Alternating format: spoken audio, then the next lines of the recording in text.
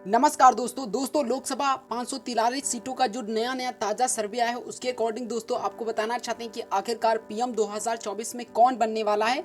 तो इस वीडियो को एंड तक और लास्ट तक देखना क्योंकि दोस्तों 4 जून को साफ हो जाएगा कि अब की बार शायद महागठबंधन सरकार बनाने जा रही है और भाजपा का इस बार पूरा का पूरा सुपड़ा साफ होने वाला है, क्योंकि इनका जो नारा है अब की बार 400 पार और अब की बार ये 200 के आसपास ही रह जाएंगे और कांग्रेस अब की बार यानी कि पीएम राहुल गांधी इस बार शायद बन सकते हैं। दोस्तों क्या है एनालिसिस और क्या है ताजा सर्वे, उसके अकॉर्डिंग आखिरकार कितनी सीटें महागठबंधन को मिल रही है, किस राज्य में कितनी सीटें मिल रही हैं, सब कुछ आज के इस वीडियो में बात करने वाले हैं। तो वीडियो को एंड तक जरूर देखना। अगर वीडियो पसंद आए तो वीडियो को लाइक एंड चैनल को सब्सक्राइब जरूर कर लीजिएगा, क्योंकि 4 जून को आपको सबसे तेज जो आंकड़े कहीं को देखने को मिलेंगे तो इसी चैनल पर मिलेंगे। तो एक बार चैनल को जरूर सब्सक्राइब कर लीजिए। तो चलिए हर एक स्टेट में कितनी सीटें मिल रही हैं चलिए आपको बताते हैं। देखिए सबसे पहले लोकसभा उत्तर प्रदेश की बात करते हैं, जहां पर टोटल 80 सीटें हैं, जिसमें से भाजपा को 42 सीटें मिलती हुई नजर आ सकती हैं। वहीं महागठबंधन के खाते में 38 सीटें जाती हुई नजर आ सकती हैं। 80 लोकसभा सीटों में अगर बात करते हैं तो एनडीए को 42 सीटें मिल सकती हैं, इंडिया गठबंधन को 38 सीटें मिलने की पूरी संभावना दिखाई दे रही है। वहीं अगर बात करते हैं बंगाल की बात करते हैं तो बंगाल में 42 लोकसभा सीटें हैं, जिसमें बीजेपी को 10 लोकसभा सीटें, महागठबंधन को 2 लोकसभा सीटें और अन्य के खाते में 30 लोकसभा सीटें जाती हुई नजर आ सकती हैं। यहाँ पर इस साइड में हमने स्टेट को लिया है, यहाँ पर सब कुछ लिया गया है, तो आप इस वजह से अच्छे से समझ जरूर लीजिएगा।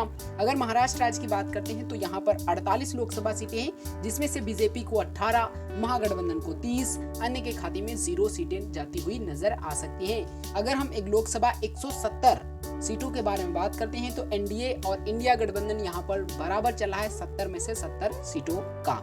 आगे बढ़ते हैं और अगर हम बात करते हैं यहाँ पर तमिलनाडु की बात करते हैं तो यहाँ पर टोटल 39 सीटें हैं, जिसमें बीजेपी को 0 मिलती हुई नजर आ सकती हैं। वहीं महागठबंधन को 39 में से 39 सीटें जाती हुई नजर आ सकती हैं। अब 209 लोकसभा सीटों के बारे में बात करते हैं तो एनडीए को 7 मिल रही हैं, इंडिया गठबंधन को 109 सीटें मिलती हुई नजर आ सकती हैं। वहीं अन्य के खाते में 30 सीटें जाती हुई नजर आ सकती हैं। बिहार की बात करते हैं तो 40 लोकसभा सीटें हैं, जिसमें बीजेपी और महागठबंधन को दोनों को 50-50 का फायदा हो सकता है, यानी कि 20 बीजेपी 20 महागठबंधन दोनों को मिलती हुई नजर आ सकती है। यहाँ पर अन्य का खाता भी नहीं खुलने की संभावना दिखाई दे रही है। अगर मध्य प्रदेश की बात करते हैं तो यहाँ पर 29 लोकसभा सीटें हैं, जिसमें बीजेपी को 19, महागठबंधन को 10 लोकसभा सीटें मिलती हुई नजर आ सकती हैं।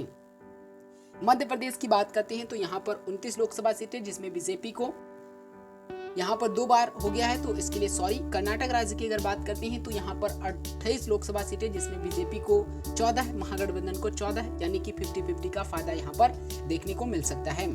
अगर गुजरात की बात करते हैं तो यहाँ पर 26 लोकसभा सीटें, जिसमें बीजेपी को 20, महागठबंधन को 6 मिलती हुई नजर आ सकती हैं। अब यहाँ पर लोकसभा 332 सीटों की अगर बात करते हैं तो यहाँ पर एनडीए गठबंधन 142 नहीं आगे हो सकता है, बल्कि इंडिया गठबंधन 159 सीटों से आगे होने की पूरी इतनी सीटों में हो सकता है।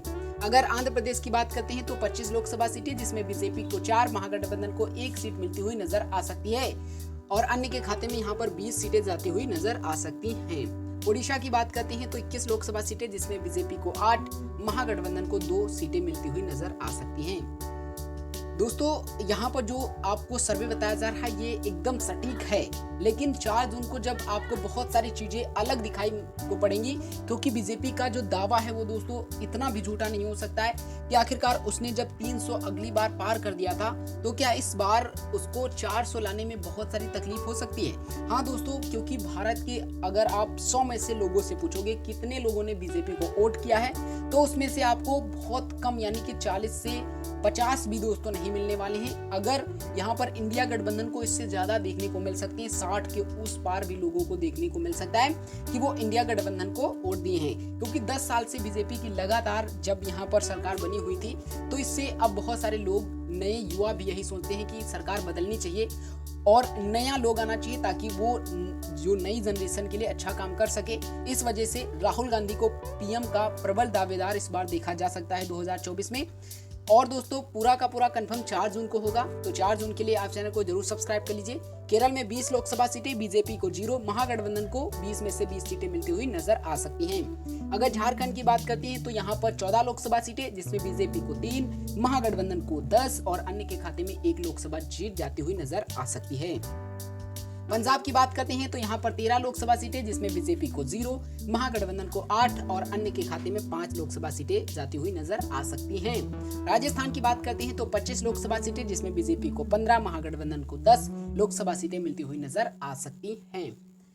तेलंगाना राज्य की बात करते हैं तो 17 लोकसभा सीटें, जिसमें बीजेपी को 2, महागठबंधन को 13 लोकसभा की सीटें मिलती हुई नजर आ सकती हैं। वहीं अन्य के खाते में 2 लोकसभा सीटें जा सकती हैं। असम में बात करते हैं तो असम में बीजेपी को बहुत ज्यादा फायदा हो सकता है, क्योंकि यहाँ पर 14 लोकसभा सीटें और 8 लोकसभा सीटें मिलती हुई नजर आ सकती हैं बीजेपी को। वहीं महागठबंधन को 4, अन्य के खाते में 2 सीटें जाती हुई नजर आ सकती हैं। अब छत्तीसगढ़ के बारे में बात करते हैं तो यहाँ पर महागठबंधन को फायदा हो रहा है, क्योंकि 11 लोकसभा सीटें, जिसमें से 6 महागठबंधन को मिलती हुई नजर आ रही हैं और 5 बीजेपी को मिलती हुई नजर आ सकती हैं। वहीं हरियाणा में भी बीजेपी को बहुत बड़ा झटका लग सकता है, क्योंकि यहाँ पर 10 लोकसभा सीटें और इनको सिर्फ 2 लोकसभा सीटें मिलती हुई नजर आ सकती हैं। वहीं अगर महागठबंधन की बात करते हैं तो 5, अन्य के खाते में 3 जाती हुई नजर आ सकती हैं।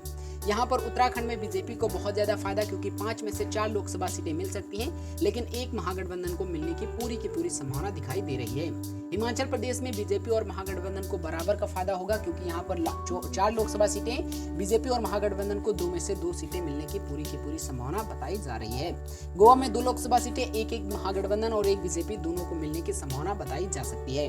मेघालय की बात करते हैं तो यहाँ पर 2 लोकसभा सीटें, एक दोनों को मिलने की पूरी संभावना हो सकती है।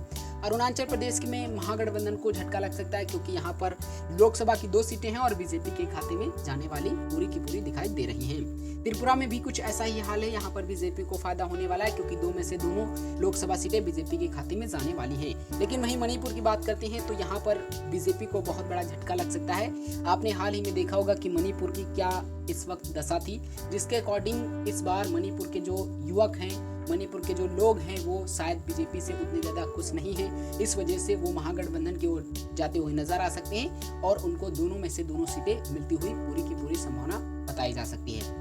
नागालैंड में यहाँ पर महागठबंधन को बहुत बड़ा झटका लग सकता है, क्योंकि बीजेपी को यहाँ पर 1 में से 1 सीटें मिलती हुई नजर आ सकती है। वहीं सिक्किम में बीजेपी और महागठबंधन को कोई भी फायदा नहीं होगा, क्योंकि अन्य के खाते में ये सीट जाती हुई नजर आ सकती है। मिजोरम की बात करते हैं तो यहाँ पर भी कुछ ऐसा ही हाल है, यहाँ पर भी अन्य के खाते में जाती हुई 1 सीट नजर आ सकती है। अगर केंद्र शासित प्रदेश दिल्ली की बात करते हैं तो यहाँ पर महागठबंधन को फायदा होगा 1 सीट का, क्योंकि दिल्ली में बीजेपी को 3 मिल सकती है, महागठबंधन को 4 सीटें मिलने की संभावना है। वहीं जम्मू कश्मीर में भी बीजेपी को घाटा हो सकता है 1 सीट का, क्योंकि महागठबंधन को 3 सीटें मिलने की पूरी संभावना है और जम्मू कश्मीर में 5 लोकसभा सीटें हैं। दादर एवं नागर हवेली की अगर बात करते हैं तो यहाँ पर 2 लोकसभा सीटें हैं और 1 बीजेपी 1 महागठबंधन को मिलती हुई नजर आ सकती हैं। लक्षद्वीप की अगर बात करते हैं तो बीजेपी को 0 यानी कि झटका लग जाता है, यहाँ पर महागठबंधन को 1 सीट मिलती हुई नजर आ सकती है। चंडीगढ़ में भी 1 सीट है और महागठबंधन को मिलती हुई नजर आ सकती है। वहीं पुडुचेरी में 1 सीट है, लेकिन बीजेपी को यहाँ पर पूरी की पूरी मिलने की संभावना है।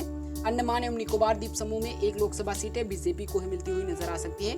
वहीं लद्दाख में 1 लोकसभा सीट है और यहाँ पर महागठबंधन को 1 में से 1 सीट मिलती हुई नजर आ सकती है।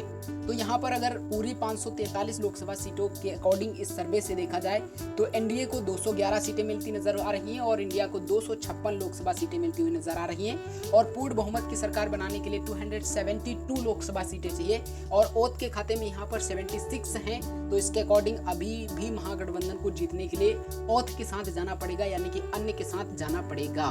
तो यहाँ पर अगर ये एनालिसिस पूरा का पूरा रियल निकलता है 4 जून को, तो यहाँ पर एनडीए में जो बहुत सारी पार्टीज हैं जो अन्य के खाते में जिनको जोड़ा जाता है उनके साथ फिर से एक गठबंधन करना पड़ेगा।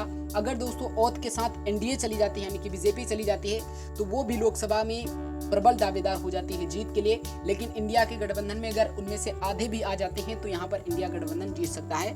अगर देखें तो इस बार 90% चांस है कि इंडिया गठबंधन जो है वही दोस्तों सरकार बनाने वाला है, लेकिन 4 जून को 100% पता चल जाएगा कि कौन बनेगा इस साल का प्रधानमंत्री। दोस्तों अगर वीडियो पसंद आया हो, अगर कहीं पर डाउट अगर आपको लग रहा हो और आपकी